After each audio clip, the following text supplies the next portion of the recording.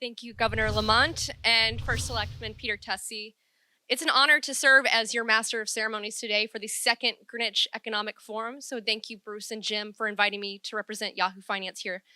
Now, our first panel of the day is a real treat. We have two returning keynote speakers joining one another in a fireside chat. They need no introduction. It is Ray Dalio, the co-CIO of Bridgewater Associates, and Paul Tudor Jones, the CIO of Tudor Investment Corporation, two legends in the industry in conversation.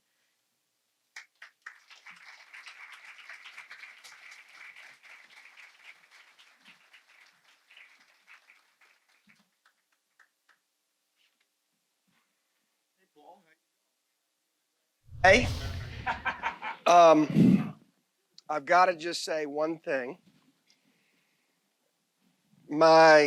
As you know, my third daughter, Dottie, is graduating from getting a master's in data science in December. And so the question is, what is she going to do? Is she going to go? She's probably going to come into our business, the hedge fund world.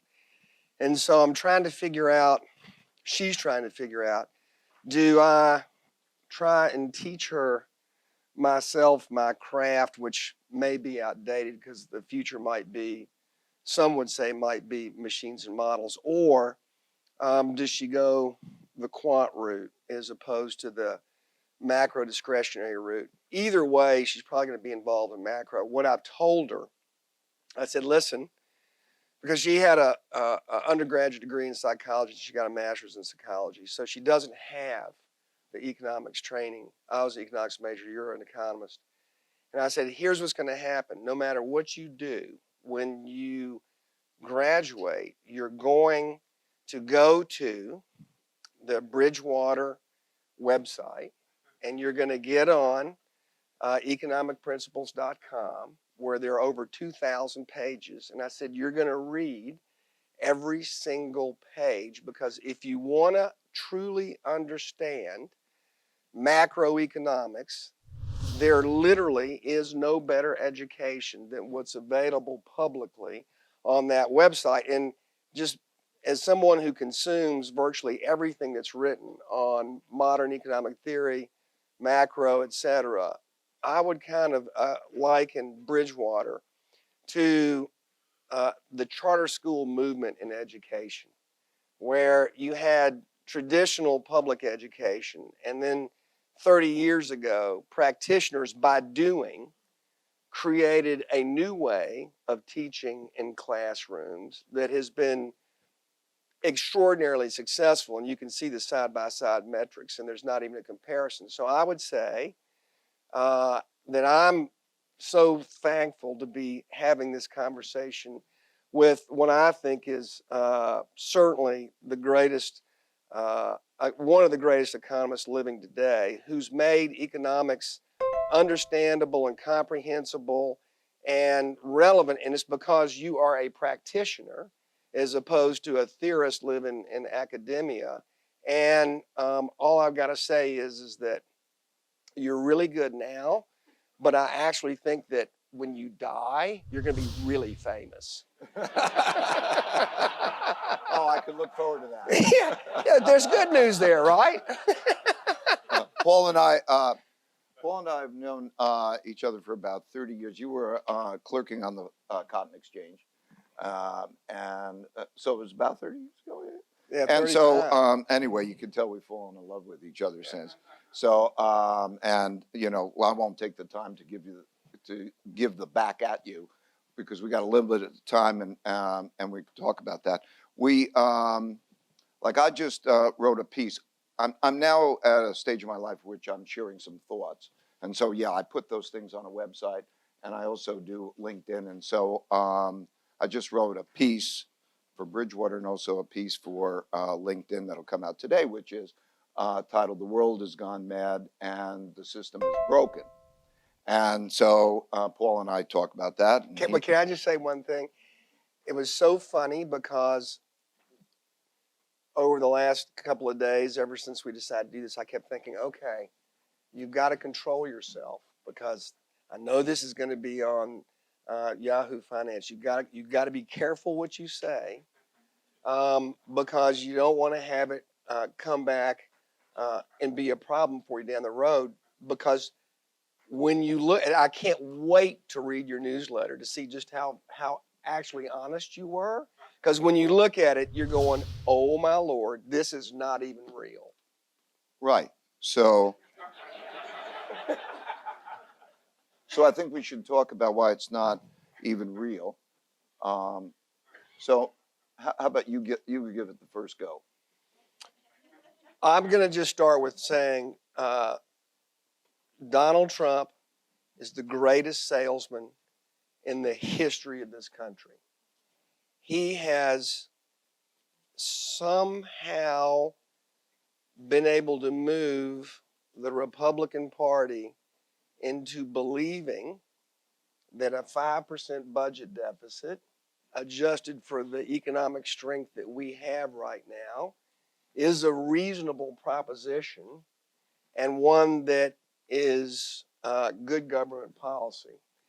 And then similarly, he has, through, and I'm being charitable here, great moral suasion, convinced the Federal Reserve Board that running negative real rates with a 50-year low in unemployment is also reasonable monetary policy with no consequences. What I really loved in Chairman Powell's last Fed meeting, when they asked him, "Are there any excesses? Are there any bubbles?" He goes, "No, I really can't see any. I think that we don't have the problems that we had in 2008, et cetera." And it's like asking somebody why they're driving funny and not mentioning the fact they had 10 shots of vodka beforehand, because clearly the low interest rate policy that we're pursuing is creating an excess, and the excess is in our public deficits, which, at the current pace, in less than 10 years, we will have exceeded that threshold where Greece had its issues. So I just look at the fiscal monetary mix. It's the most stimulative that I think I've ever seen, again, economically adjusted. And it is no wonder the stock market's at new highs. It's literally, I think, the most conducive environment, certainly in the short run, for economic growth and strength that I've ever seen. And you add on top of that a consolidated 11% budget deficit in China, the second biggest economy, 3% in Japan. Wow, it's a heady brew. It's a heady economic brew that we're all consuming. Thanks, Paul. I'll give you my thoughts. I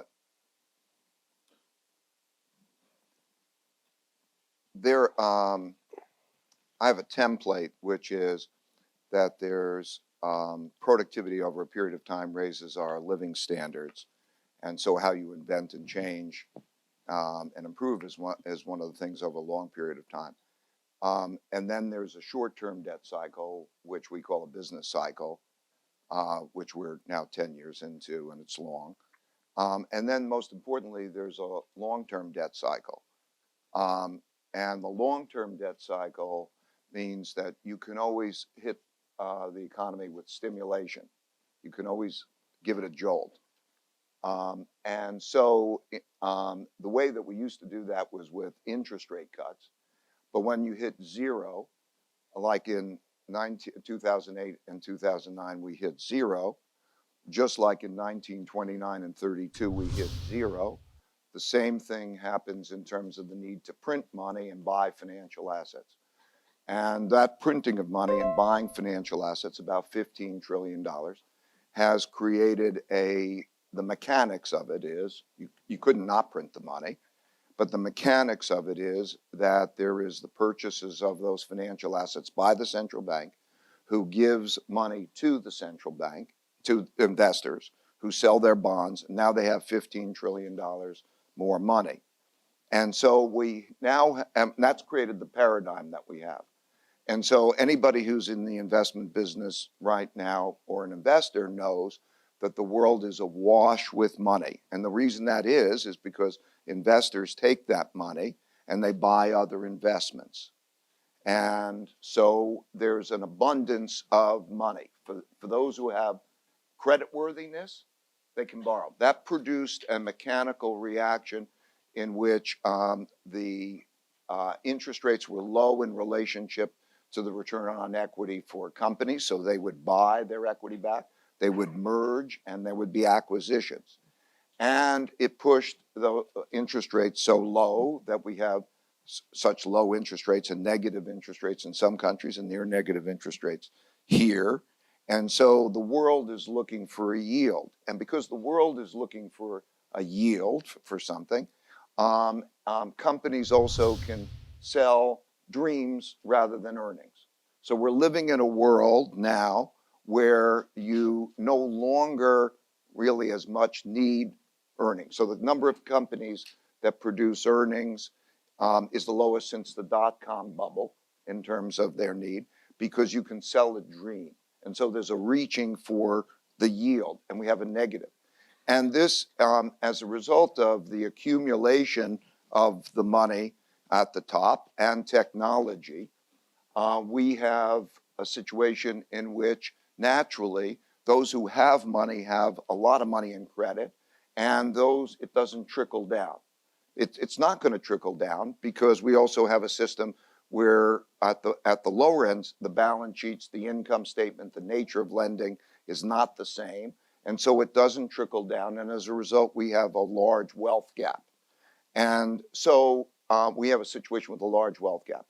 So there are three things that exist today that haven't existed at any time since the 1930s.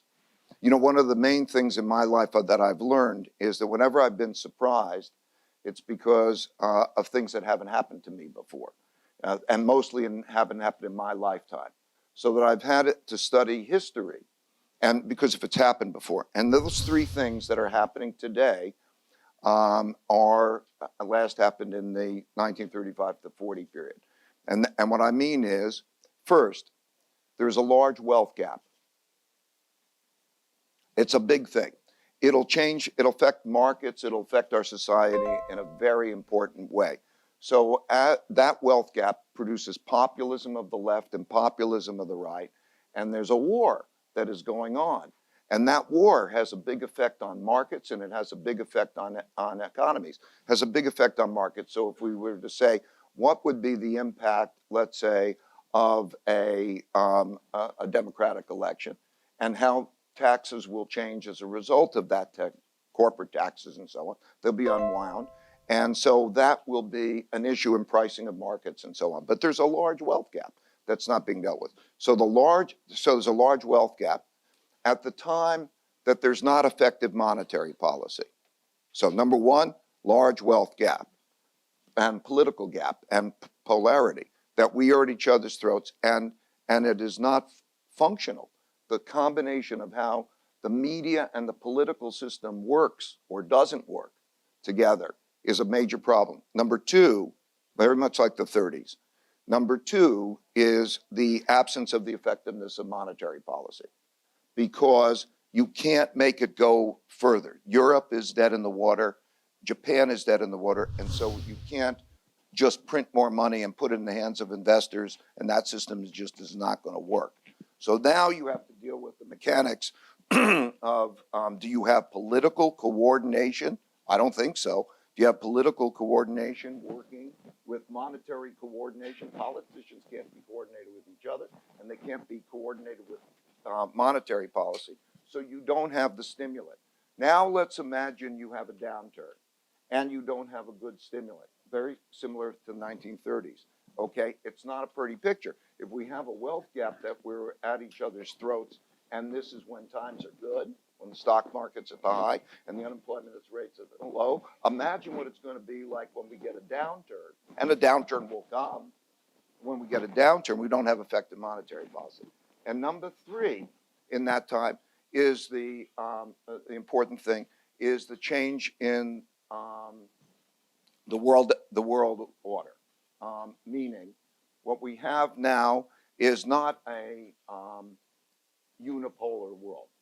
We don't have, history has shown that periods of peace follow periods of war because there becomes a dominant world power and you create a world order. And no one wants to fight the dominant world power. And that's been the nature of what we've had since essentially World War II. And then when there's a rise of a power to challenge an existing power, then there is conflict. There's going to be conflict. There are going to be certainly lots of things to disagree with.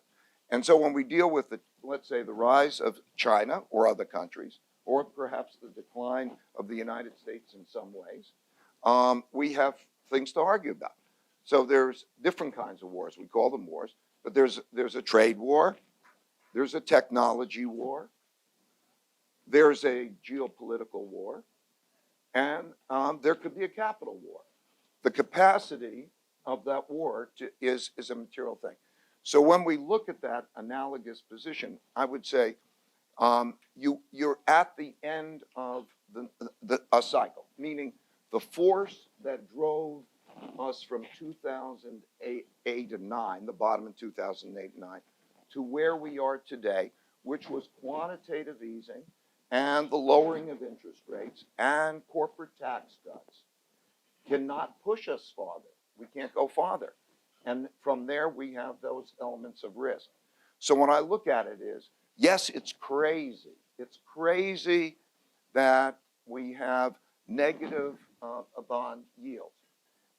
In my opinion, we're near the end, in late stages, of a reserve currency system. We have a fiat monetary system. So when you talk about, let's say, that, not only we have negative rates, but yes, we're going to have much larger deficit. We need to have. Because how do you get the money spent? So there's going to be much bigger deficits. You're talking about the next downturn.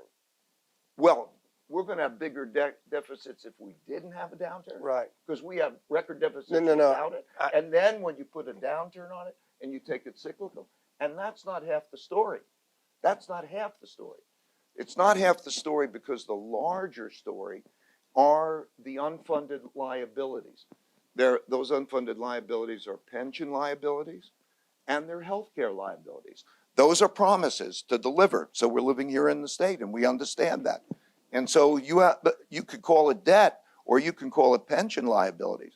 But we have pension liabilities. We have a lot of IOUs that are either going to be funded by tax increases or they'll have to be spending cuts. And we in the state of Connecticut know it's not humane to cut any expenditures anymore, and you can't raise taxes anymore either. And so then you're dealing with, that's a country problem. And then you're going to need to, how are you going to deal with that? You're going to print money. Because what you're going to do is you run a deficit, you're going to have to spend it. That's the difference between what you face, Governor, and what the federal government is. They can print money, so they can run deficits, and they can then print the money to do it. And that's what classically happens at the late stages. That's your modern monetary theory. That is what we call, recently it's been called modern monetary theory. There's nothing modern about this. There's nothing modern about it. So what I'm saying is, if you look at history, nothing is new in history. You go back in history, and what we used to call it is pushing on a string. And so when you have pushing on a string, in other words, no longer can you print money, no longer can you lower interest rates. You go to what I call monetary policy 3. Monetary policy 1 is you lower interest rates, and that stimulates. When that runs out, you go to the second type of monetary policy, which is you buy financial assets with printed money. When that runs out, which is out, then you go to monetary policy 3. It has various forms. And that form has to do with governments running deficits, or they can also call it helicopter money in various ways, running deficits that the central bank monetizes. And it can take all different forms, but that's what you get. And that is a classic, reserve currency question in a fiat monetary system, I think. And so isn't it mad that when the next downturn, we're going to have lower interest rates, we're going to print the money, and that you're holding that with the negative interest rates. What And can I it just say- doesn't, so the system doesn't work. This, it's gone mad. And then the reason the system is broken is because it's not an equal opportunity system.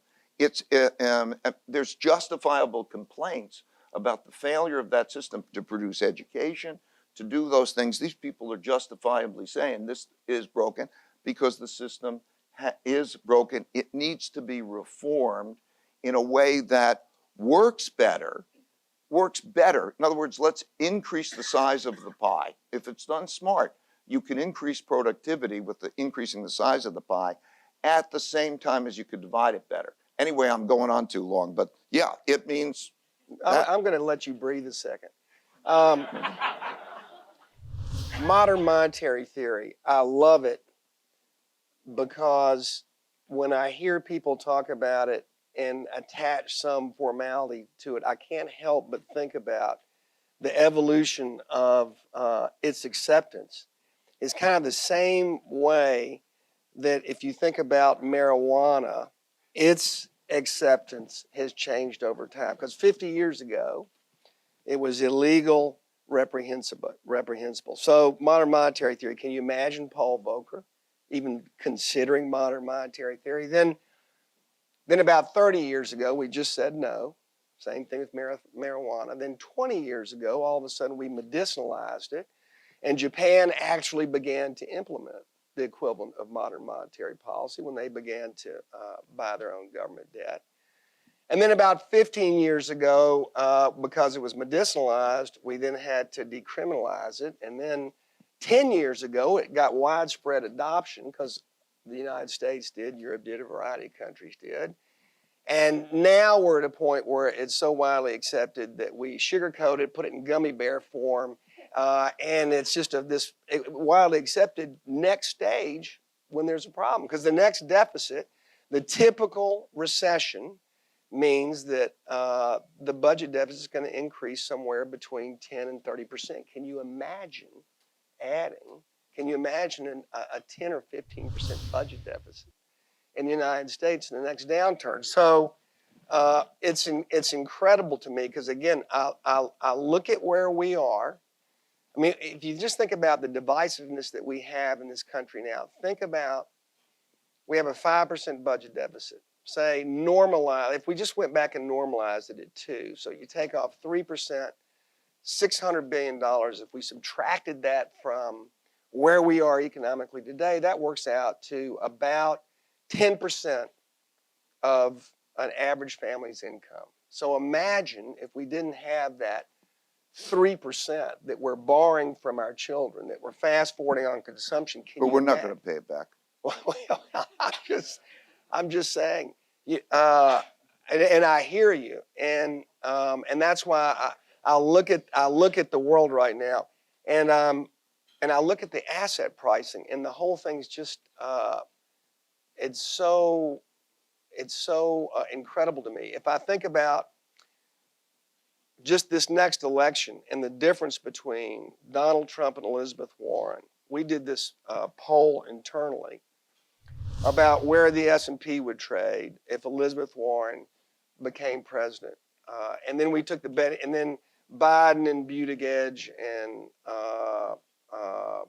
Klobuchar, et cetera. And then we took the election probabilities. And so our poll said if Elizabeth Warren was elected, the S&P would trade around 2250. I think it's at 3050 now. But I'm just saying her policies probably would, assuming that they were implemented, probably would give you something like that. And then if you just take the election probabilities, that would imply, if you anchor that, I think Buttigieg and Biden were like 2,700. Because again, they're going to come in, raise taxes. That's going to cause probably some economic contraction. So that would imply that Donald Trump, if he gets reelected, the S&P's worth 3,600. So as an investor, you have to have a view on the election because the outcomes are so extreme. I've never seen this kind of polarity in the elections as we have now. And they always say, oh, well, it doesn't make any difference who president is. You know, the markets rallied 53% of the time under Democrats and 52% of the time. It does make a difference. Ronald Reagan, when he became president, was a huge difference to the stock market. And I would say who the next president is also going to have a huge impact on the economy, the stock market, particularly asset pricing, because clearly asset prices today, whether it's U.S. stocks, whether it's interest rates, whether it's the dollar, it's all priced off of, in my opinion, a 5% budget deficit with this incredibly overly stimulative fiscal policy combined with this overly stimulative monetary policy is creating this U.S. exceptionalism that one day, like if we normalized our deficit to where Europe is right now, would have a completely different valuations for the stock market, valuations for the dollar. The dollar would be substantially lower, I believe. So this next presidential election and what policies they pursue afterwards, I think this one is going to be more meaningful than any one, certainly in my lifetime. So it's going to be really interesting. I agree with you. So I'm mechanistic. I'm not ideological. I'm just mechanistic. So I do go through the calculations. And if you take the way corporate taxes would change, the undoing of that, that's worth 7 or 8%. Mm-hmm. If you take the changes in GAAP accounting, so changes in the taxes for corporations, that's worth about 15% of earnings, and it will therefore would drop it on the basis of that alone. If you take then the wealth tax is $2.8 trillion over 10 years, and so that'll have an effect. So it is, and then that doesn't have to do with regulation and the changes in regulation. I think we are dealing with the question, again, like the 30s. Is it populism of the left or is it populism of the right? And how's that going to work? And that's not just an American issue. It's a UK issue in Jeremy Corbyn. It's a UK. So we have an issue in terms of that politics will certainly matter to asset prices. But at the same time, I'm saying, we have not made capitalism work for the average person.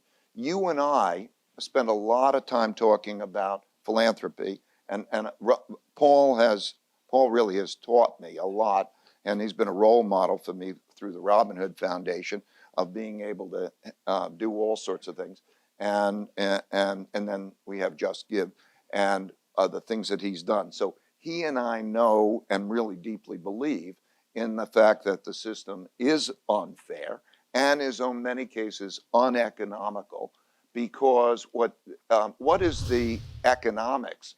How is it economically sensible to not have to spend the money to get kids through high school, those disadvantaged and disengaged kids? Just to put that there, it's such a pleasure to do with the governor in the state of Connecticut to be able to cost effectively get kids through high school, because it's relatively economic, it's cheap to do that. And yet the cost of incarceration, state, I think the number is $600 million a year spends on incarceration. The probability of what that changes in their life, in terms of what their lives are like, what their impact in terms of crime, we talk about crime in Hartford, Connecticut, and those things, and the cost on the society, the cost on the environment, makes that a peanuts type of expenditure, and the government doesn't do those things. So when we look at the well-being of the country, and you look at what are the things that determine a country that goes ahead well, you have to have something that is a fair system that strikes for something like equal opportunity, and you have to have something that invests in education and infrastructure and those kinds of things in order to make a healthier society. So we have both of those things are existing. I think the key question is whether we're going to be able to come together as not demonize each side. You know, in other words,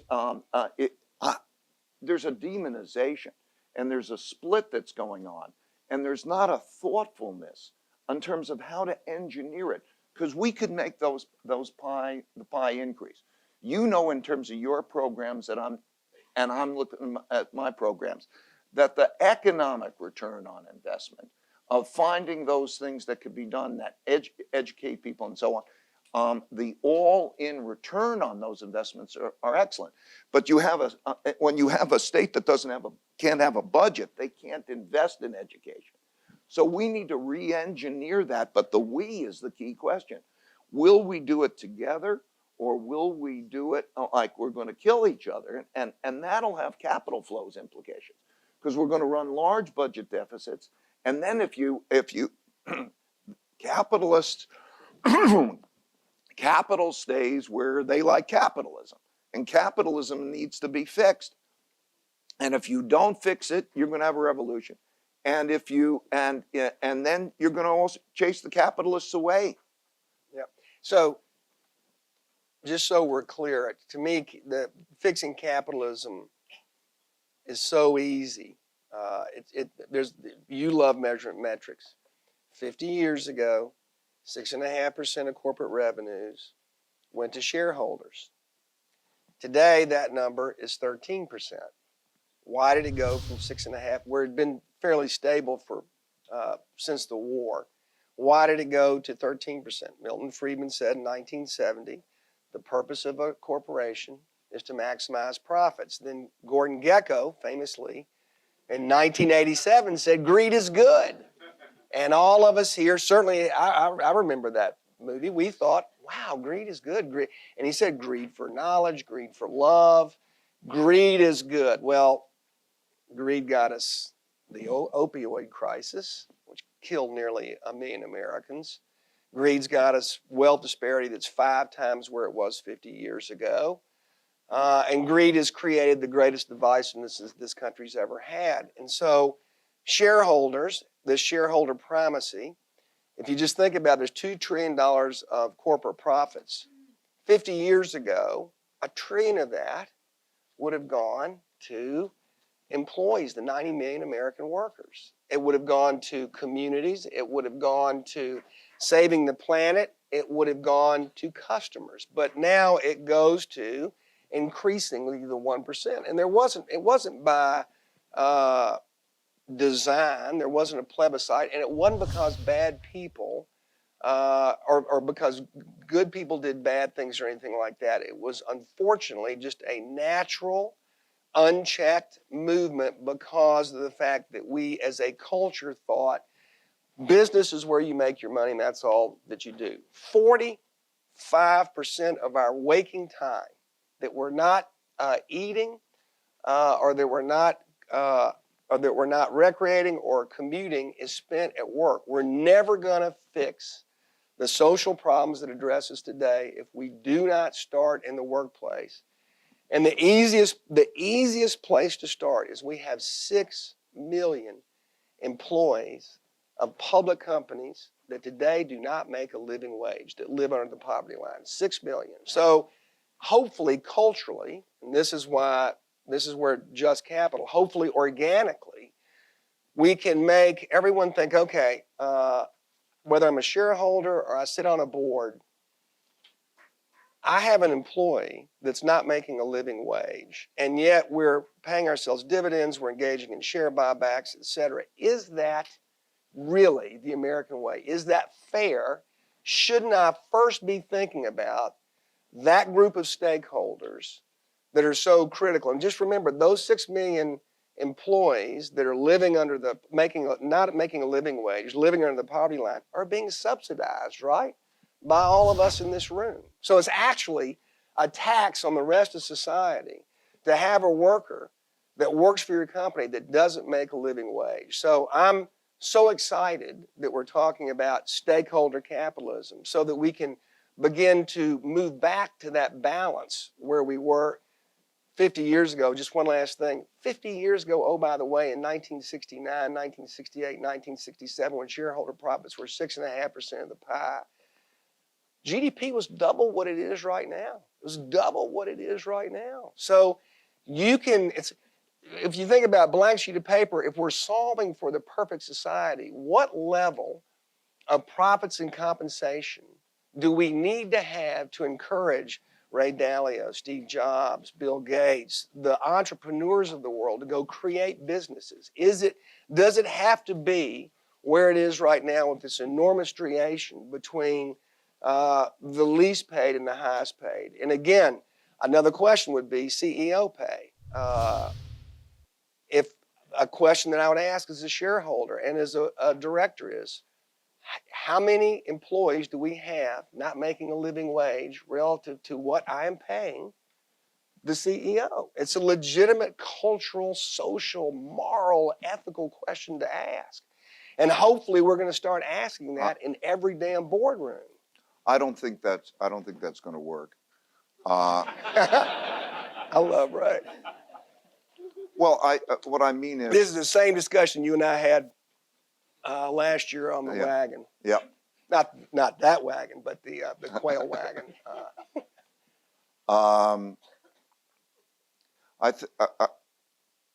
I think everybody has their own particular way of dealing with it, and so everybody sort of says, "Do it this way, do it that way." And Do you think we need legislation? And let me tell you what I think. Okay. I know what you told me once. Okay, but I can do better than that. Okay, good. I think we need to do it together. I think that look, everybody's got their way of doing it, and everybody's backbiting their other way, and we have to do it first of all if it was done together. I think the President of the United 100% States, agree. that the President of the United States should declare it an emergency issue, or somebody. The only thing that matters is who has their hands on the levers of power. Nothing's going to happen. We can scream all we want or whatever. We all have our own, but it's chaotic. So it has to be treated as a national emergency, that we have this wealth gap and we're going to kill each other. And so then you have to say that that is brought together in a bipartisan or nonpartisan way with knowledgeable people. And that's what Barbara's doing with the state of Connecticut in terms of putting that together. You bring in all the constituents, people who are both knowledgeable economically and also are on the ground. You know, we know Jeff Canada, Harlem Children's Zone. That's a man who knows what it's like to be on the ground, because we people could be just theoretical, thinking we know it better. No, you want to learn from those people on the ground, and then you want to engineer it together. I would lock them up in a place for 6 months and say, you can't come out of that place until you reach an agreement that is both smart, that increases the size of the pie, and also divides the pie well. Because I believe that there are a lot of high return on investment things. Like if you look at the all-in return on education or something, if it's done well. I don't think we're going to do that. I think that's what's required. But I don't think we're going to do that. I think we're going to try to kill each other. That we're going to try to kill each other. We're now in an environment in which I have a principle, which is when the cause that you are behind is more important to you than the system for resolving your disputes, the system is in jeopardy, right? That's what the situation we are. The causes in the battle is more important to all those people to get their way than the systematic way of working together to try to say, how do we be in this together to resolve that? So I think that's what you need to do. Yeah, needless to say, we wouldn't have spent all our time that we do in the not-for-profit causes if we didn't think that there were a whole variety of bottoms-up ways of attacking this problem with true practitioners on the ground. So that I agree with. And I do think it's going to take a combination of changing what we do in philanthropy and amplifying that. You see, the reason why I get so focused on the private sector side and companies in particular is philanthropy is $400 billion. The federal government's $4 trillion.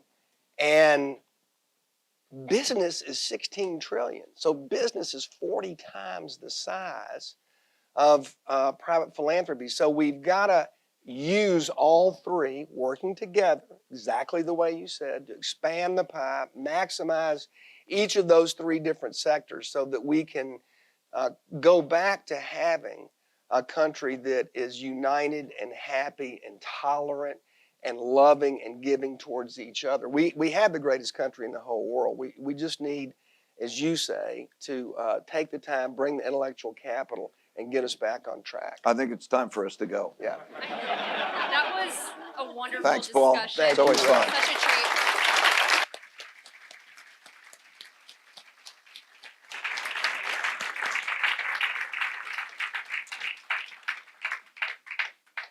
Well, Ray and Paul have certainly given us all many things to think about. They set the tone for the day, and I'm sure many of these topics, things like stakeholder capitalism, will come up throughout the sessions.